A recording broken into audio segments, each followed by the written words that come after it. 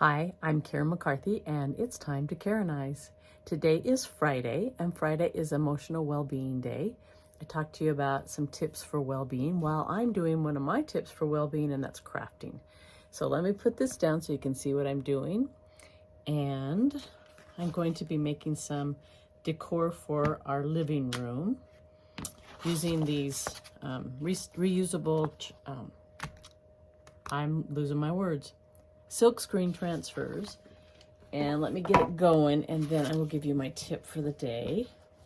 I better move these out of the way. I'm doing these little house cutouts. They're going to be so cute. One is going to say, "This is the house love built." And the other one is going to say, "Leave your worries at the door." Wow, what was the, I read a story one time about this guy, and his neighbor was watching him, and when he got home, he acted like he was hanging something on the tree or something outside of his house.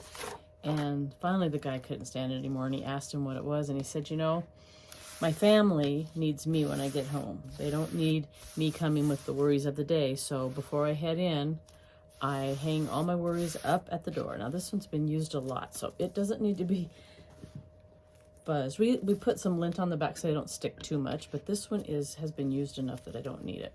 So I thought that was really good. Leave your worries at the door. That's easier said than done, but if you're even trying to do that, it's a step forward, right? So I guess that's an emotional well-being tip.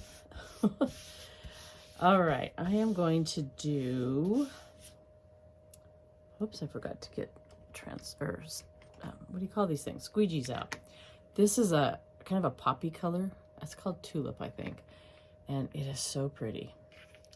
So, okay, so my tip for today, that other one was just a freebie, is, you know, if you're starting to feel down, the best way to counteract that, and you have to sometimes force yourself to do it, is find something that makes you laugh. I can't remember, but I think I've talked before. My mom had Alzheimer's, and she had some good days and she had some really bad days. But videos of kids and animals, 99% of the time, would turn her bad day into a good day. She just loved kids and animals, and so I was constantly putting them on my Facebook page. People may have gotten tired of it, I don't know, but then I could find them easily, you know? And so I would just go to Facebook and start showing her videos, and she loved it. Another time, I don't know that I was really down, but a friend and I she was going to do a party, an online party with me, and we were doing like a promotional video. Is it Snapchat where it puts all the funny things on your face? We did a video with that, and I mean, we've done that a couple of times, and I mean, we almost can't even do the videos. We're laughing so hard. I mean, it's just so fun. So if you can find a reason to make yourself laugh, it's kind of hard to stay depressed if you're laughing. I mean, you have to work really hard at it. Sorry, I just got something in my eye. Owie. Ooh, I'm going to put this aside, and I'm going to do the other one.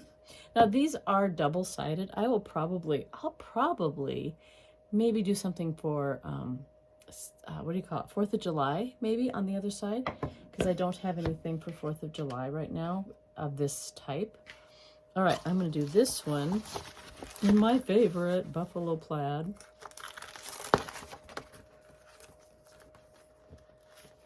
So let me know things that make you laugh. Now, hopefully they're not things that are, you know, I hate it when they show those funny videos, but it looks like people are getting hurt. I mean, you can still laugh at those. It's okay, but I'm hoping that you don't get joy out of hurting people's feelings or something, you know.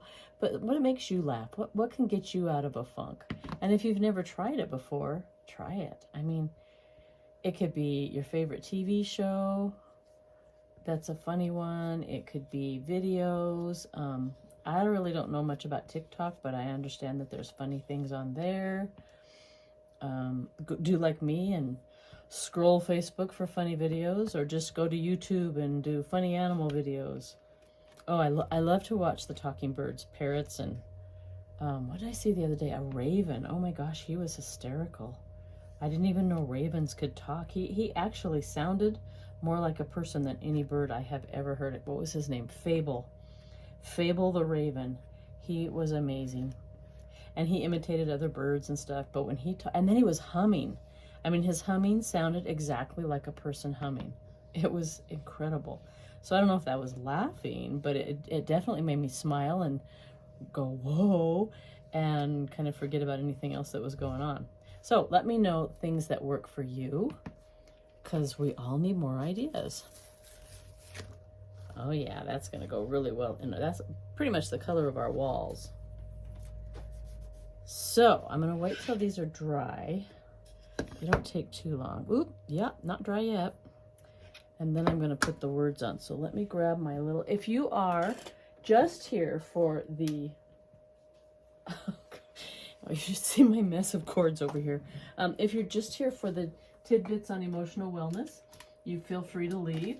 If you're here to see what this project turns out like, if I can untangle all my cords, what in the world did I do? I really think that we have these little gremlins that come to our homes and offices when we're not there and mess with our cords. Because how can cords get so tangled up when the things don't even move? I don't know.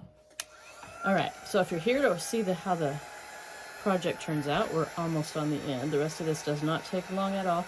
These projects, I mean, you can do a lot more intricate details and things and make it take longer. But when you're doing just basic, I don't know if you can see, but when I touched it, my finger left a little smear, but it's okay. It just gives it character.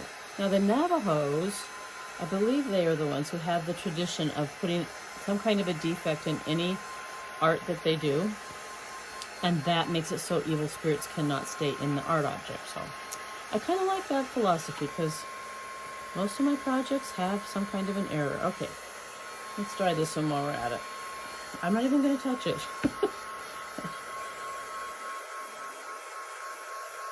This design, this transfer has like distress marks in it, and then the wood has kind of distress marks. So I love that kind of vintage look that gives projects. A little bit more. If you're in the Anaconda area and you're watching this and you love to do stuff like this, I do workshops every couple of weeks. I can do them more often if I get enough people that want to do them. And we just make stuff to either give as gifts, decorate our home. It's fun. Okay, so let me get, I think I'm going to put this on the polka dots.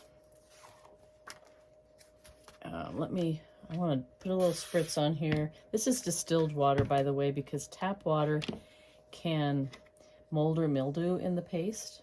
I'm going to wipe the edge here so when I close it, it's a real firm seal. And chalk paste will dehydrate, so I just don't want to leave it open too long. This one is a brand new one. Isn't that just gorgeous? I have a little bit, let me grab a little spatula, a little bit along the sides that will start to dry out and get hard if I don't scrape it back in. Must be almost 5 o'clock because my dog is whining at me.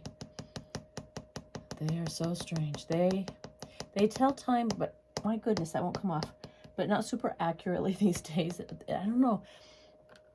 The time change should have helped, but it didn't.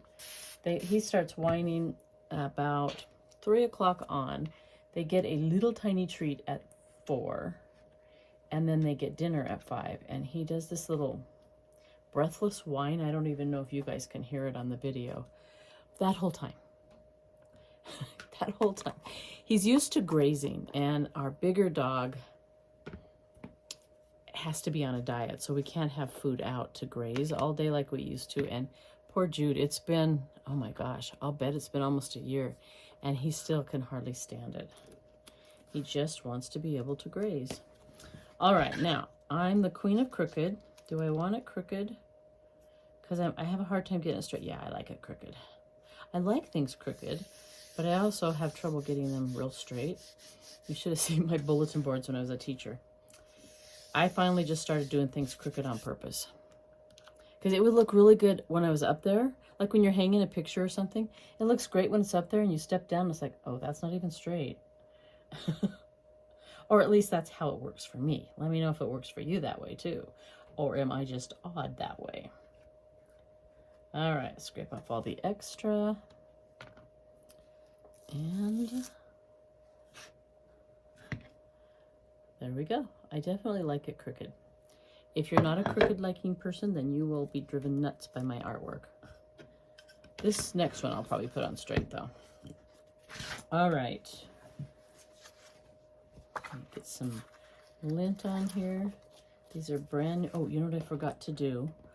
I write on the back what it is, because a lot of times I'll see something and I want to put it with another design. And this is the house. I always put love built. And then when you wash them and go to put them away, you're not sure which backer goes on it. So that way you know. It also keeps me from putting the transfer on this side instead of the glossy side. Although I have been known to write on the glossy side accidentally. So worries at the door is what I'm going to put here, and I'm writing it on the correct side.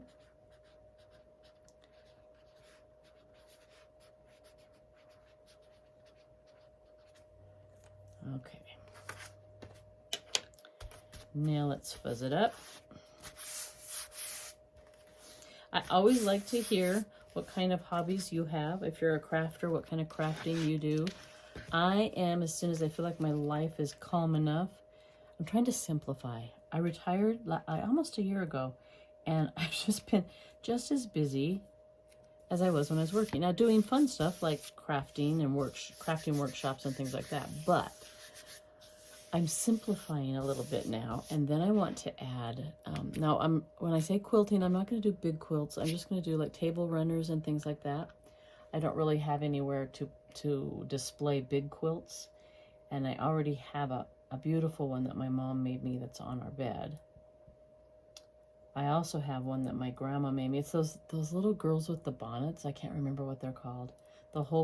Every square is a little girl with a different bonnet. And she made that, I think she started it when she was a kid and then finished it finally when she was pretty old. But I have that, and I have some antique quilts of my great-grandma and great-aunt that I just don't have anywhere to put right now. So they are in storage. Love quilts. But I definitely can have table runners and things like that. I do have some that my mom made me. And there we go. That's how easy it is. Now what I'm going to do, I'm not going to take the camera over. I'm just going to take this over to the sink, and I've got what we call a board eraser, but you can use a sponge as long as it's a pretty durable one. I'm going to just get all the paste off, wash this side also, get the lint off, lay it sticky side up to dry, and then when it's dry, just put the backer back on, and it's ready to go for another time. So, fun stuff. Let me come up here and say goodbye. So thanks for joining me today. Thanks for making it to the end. Say bye if you made it to the end. And I will talk to you again on Monday. Bye.